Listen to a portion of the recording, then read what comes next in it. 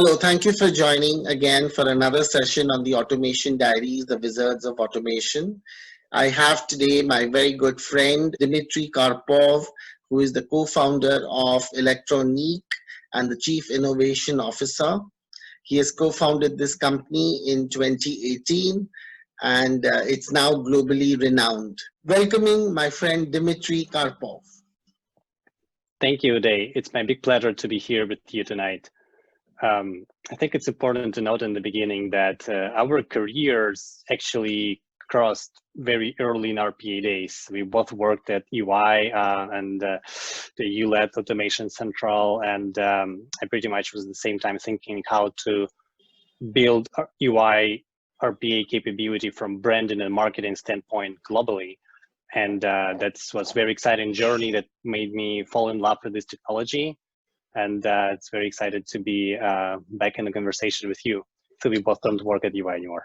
So you've been thinking about it from very early days. Great, Dmitry.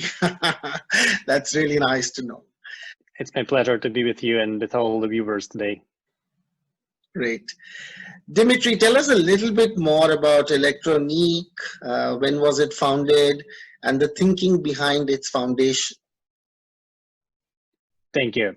The ElectroNeek is an RPA company. It's kind of a next generation RPA, not the industry pioneer, but it was founded by industry pioneers. Sergey Yudovsky and Mike Rozhin, they're originally from Russia. They were implementing UiPath or became kind of local market leader. And they realized that there are many companies that are smaller than big banks or natural resource companies that still want to automate. They still have a lot of routine processes. They were coming to Sergey and Mike, and pretty much they were looking for more affordable, easier to use solution. And that's how ElectroNeek got started. I joined their team in 2020. I was one of the first investors in the company. And now ElectroNeek is globally renowned RPA vendor, recently have been named as one of top 3 vendors. Great, Dmitry. And you've recently received funding. Tell us a little bit about that, and congratulations to you and to the ElectroNeek group. Thank you.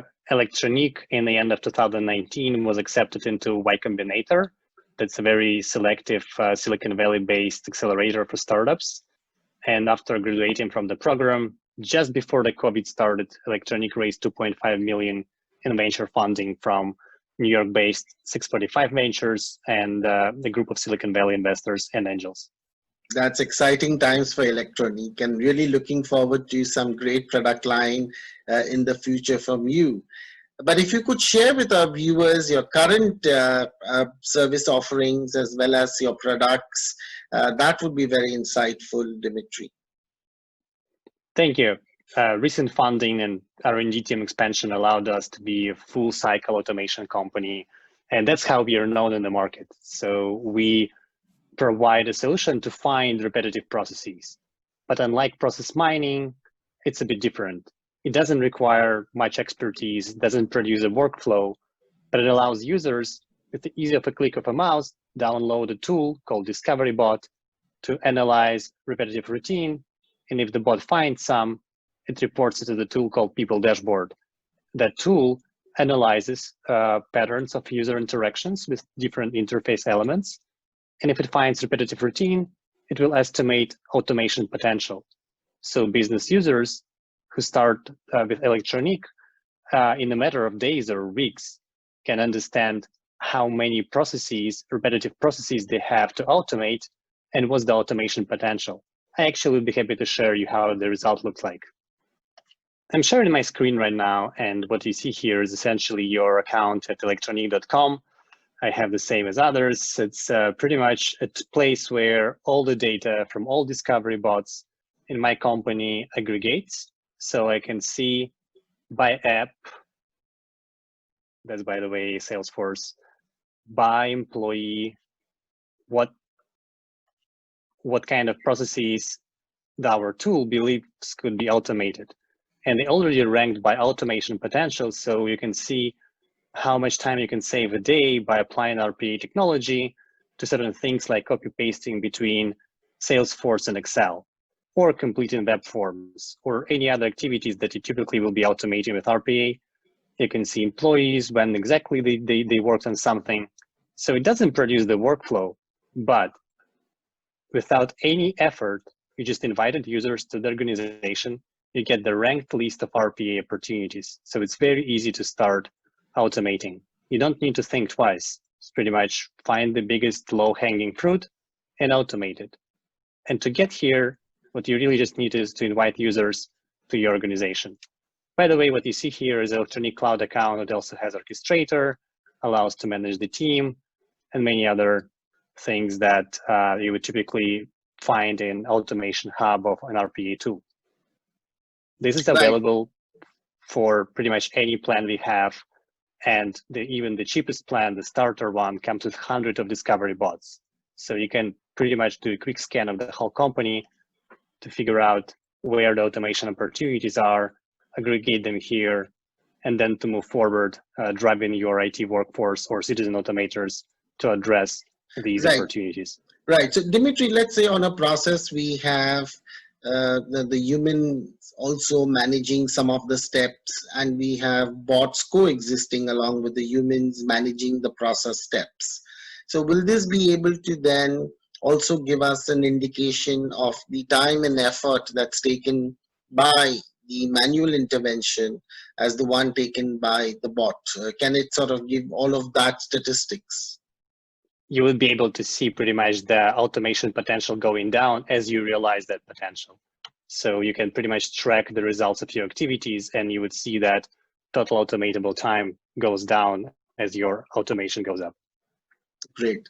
Now, once this is done and we have identified the ideal candidates for automation, the next step would be to architect a solution and then start the development work. So can you just give us some insights on the ease of navigating, the ease of using your studio, or the or creating the algorithm on the ElectroNeek platform? Sure. So that's why we're basically known for the ease of use. Easy in RPA means you don't need to be that skilled. You don't need to have that much training to start automating. And that means you probably don't have that much IT experience.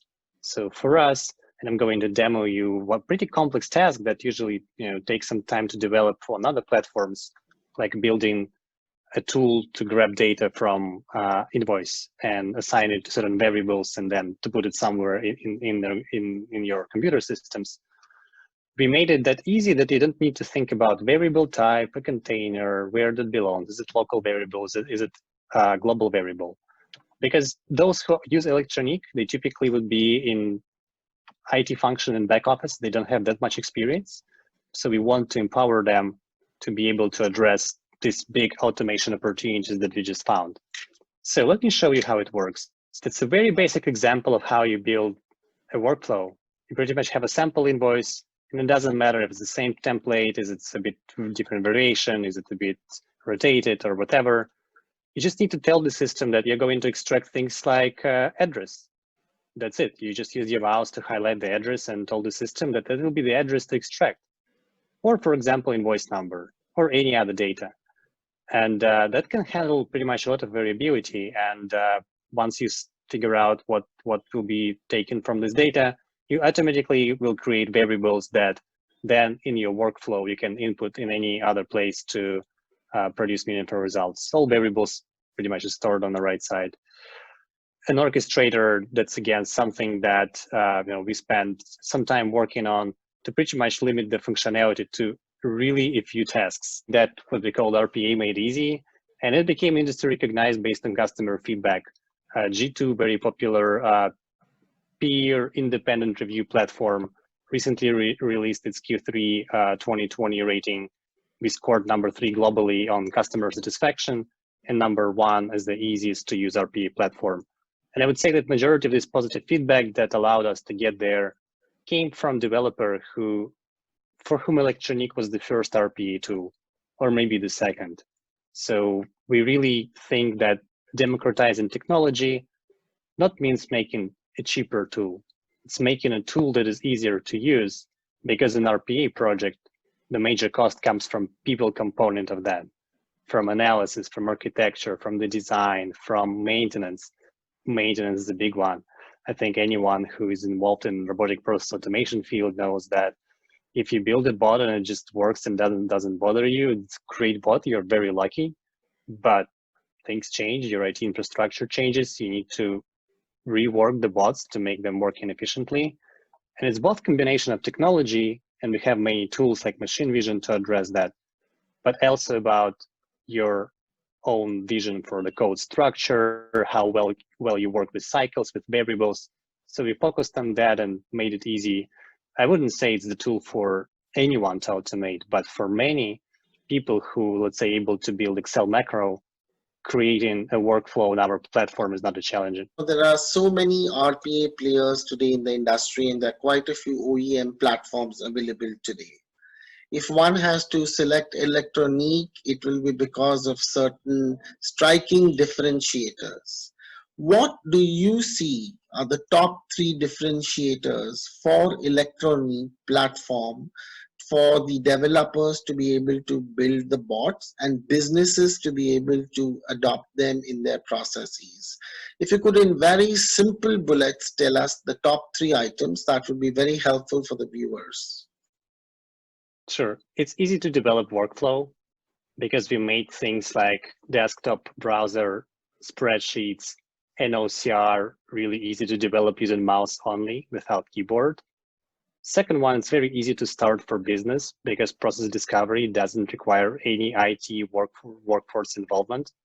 You pretty much download, invite users to your company, and that's it. The data that I showed you comes automatically. And the third one, that's end-to-end tool. Once you have all the analytics, everything is in one place. It's one product. You cannot separate it. Orchestrator comes with that. So you make the one-time investment, and now you have the instrument to move forward. Thank you. Number of companies, when they are evaluating automation, they certainly are looking at platforms to be able to deliver at speed. My question here is to do with other emerging technologies like the OCR or the conversational intelligence or NLP or high-end technologies that can very seamlessly integrate with the platform. So can you tell us a little bit more about how it will integrate with some of the other third-party products available in the industry, or does it also have certain inbuilt cognitive capabilities? Right, so let's start with built-in cognitive capabilities. So they come in 2 places. First, when the bot executes, that's machine vision to go through the interface. Second one, that's where you find the process. So it's a lot of statistical analysis involved. Really, it's a bit of how and know-how, but we are able to distinguish automatable actions from not automatable actions by looking at process exceptions, variability, and actually how exactly people interact with interfaces. Regarding integrations, I would say that while we, like industry players, and you as very notable figure in the space, in our world, RPA is everywhere.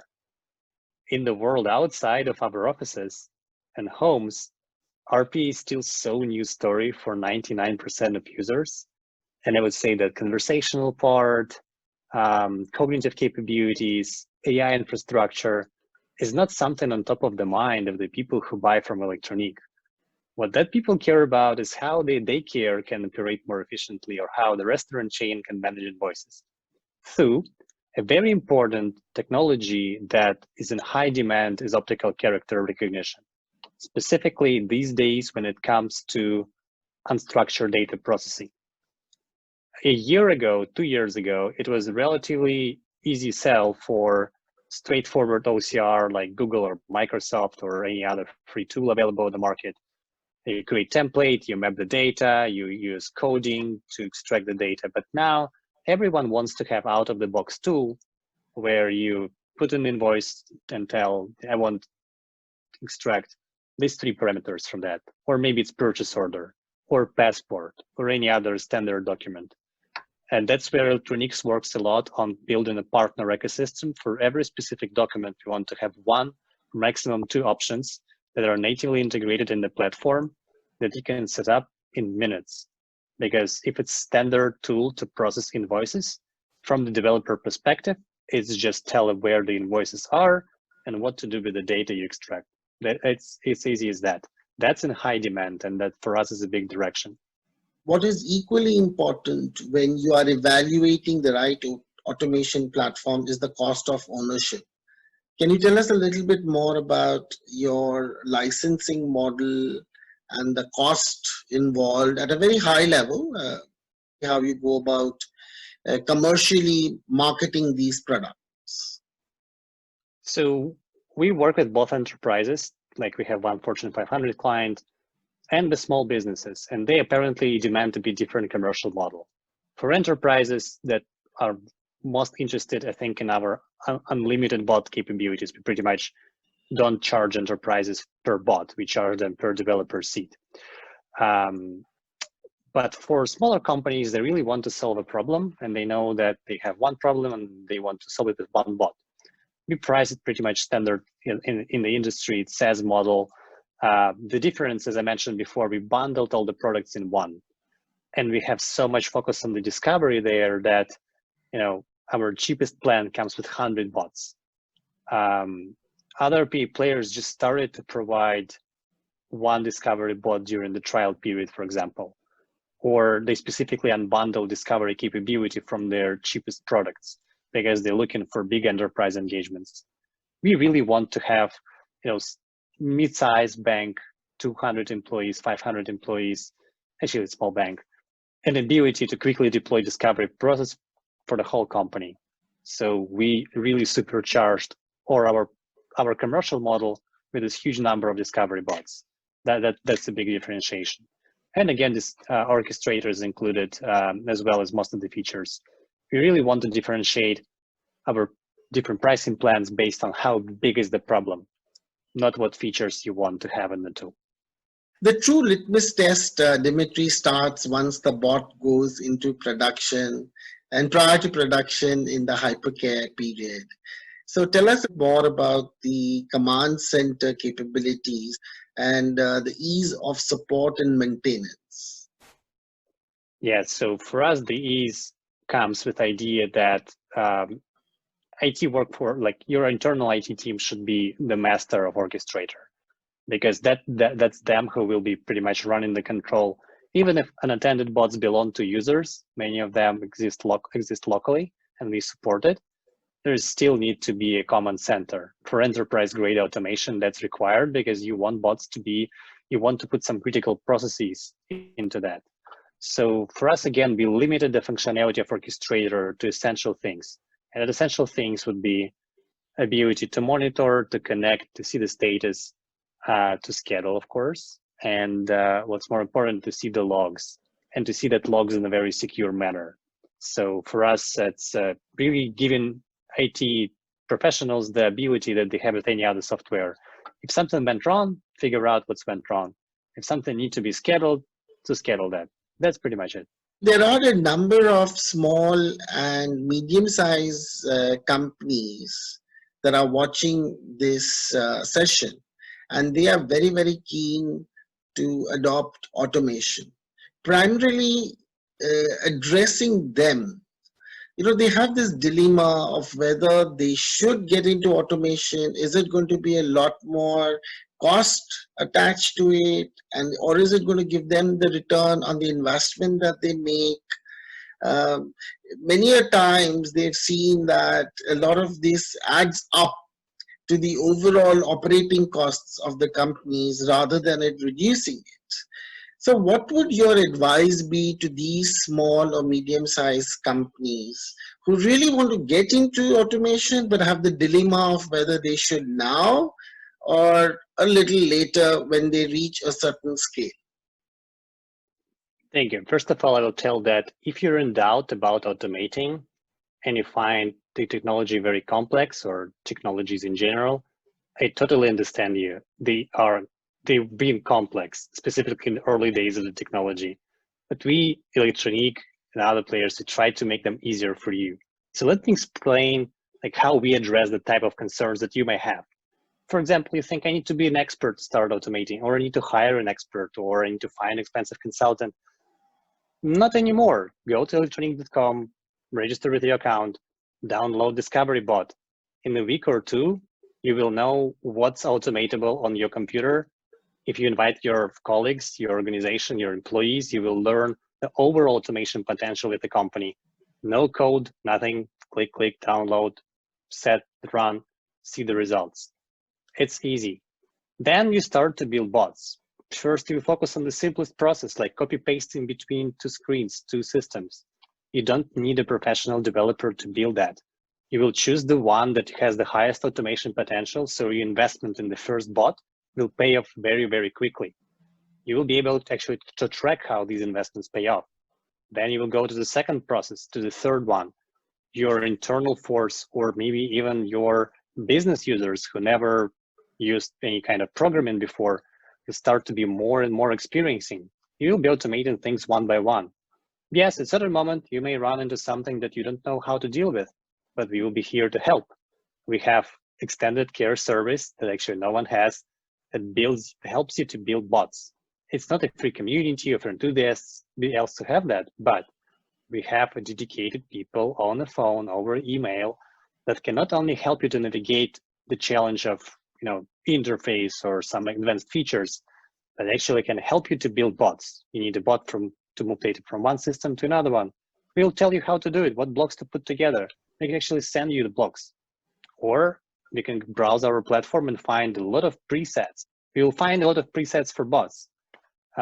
Easy. A lot of things could be done with a mouse. And if it's mouse, there's no coding, because you pretty much highlight something, drag and drop. If it's done right, it's done really well. And in order to make it right, we made the product so easy and simple to use.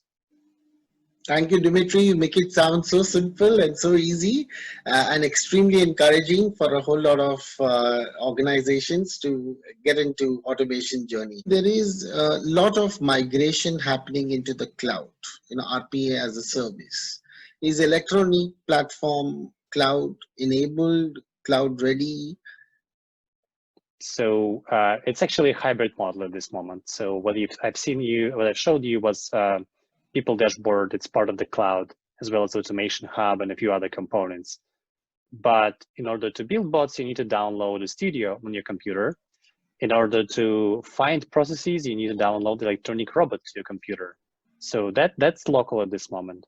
It can work on a virtual machine, and we partner with Microsoft to create a more scalable infrastructure. So for example, if you have 100 invoices to process a day and one bot is enough, but tomorrow for some reason you have 1,000, instead of creating 10 local bots, you pretty much scale that bot in the cloud. It happens automatically. You have now 10 bots doing the same, so you can get there. Scalability is a big one. Overall, I think that we're moving to cloud in general, like the whole industry. On-prem is in demand for some very specific client during the security, but I think the overall, with COVID specifically, overall cloud acceptance, overall demand for cloud became much higher. And it's a big opportunity for RPA as other software products move into cloud. Someone needs to bring the data, as you mentioned, data migrations in general. We recently partnered with Sage, one of the largest vendors of accounting software, and that's the specific use case we solve for Sage clients. They have account ledgers, chart of accounts, in any form. Could be Excel table, could be another accounting software, could be a bunch of paper sometimes.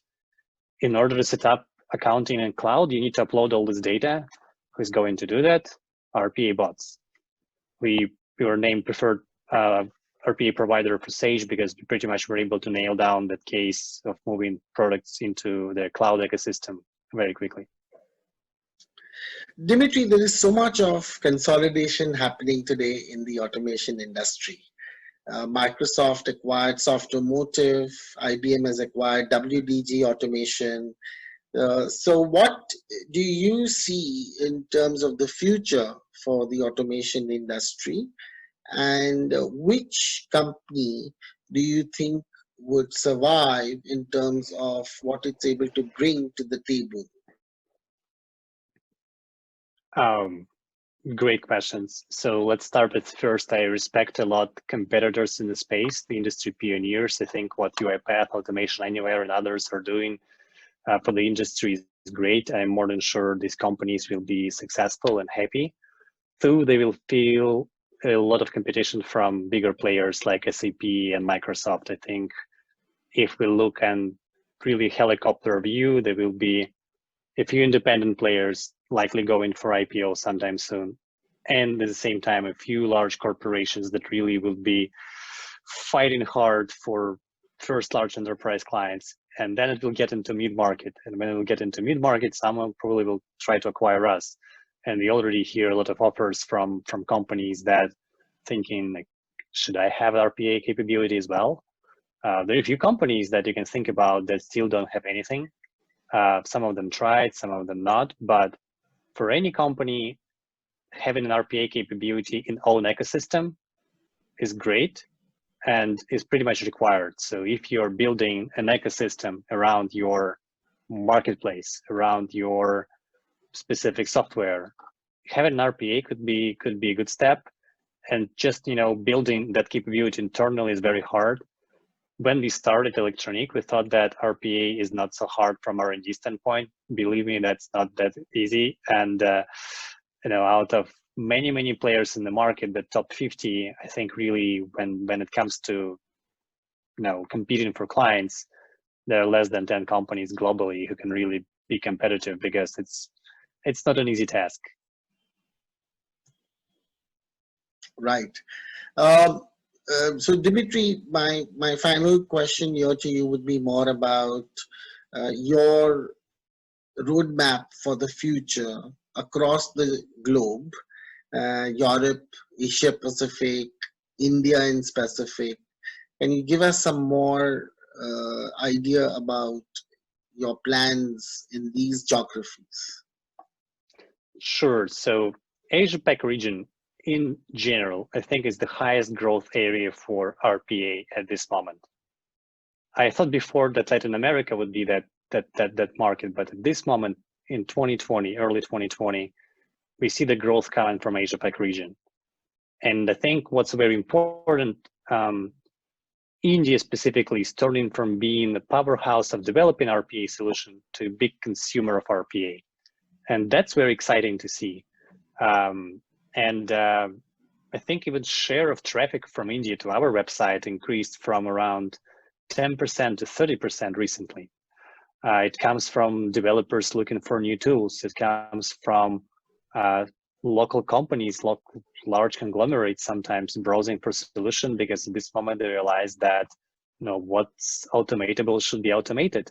And you have so much abundant talent to automate that I actually think that overall India specifically has one of the greatest potential for what could be described on a national level as productivity increase. Pretty much what robots create for physical robots, what they create for manufacturing, RPA is creating for business. So definitely Asia Pac is a driver of growth. We don't market in Australia, but we close clients in Australia. We don't actually show any ads in India, but we have strong organic traffic coming from this country. We released the first class on RPA around a year ago. I've recently looked, around 3,000 developers took it. Around 2,000 of them are from India. So a lot of things going on. I actually think it's not late for anyone to get into the race, into the career in automation. And local market is very important. I will be focusing on that because that's where the growth are. On that note, Dmitry, I really want to thank you immensely for taking your time out and coming today and sharing your vision, your views for ElectroNeek and your product line. It's certainly very easy to navigate, easy to use. Wishing you and the team all the best. And thank you very much for making India the automation capital of the world.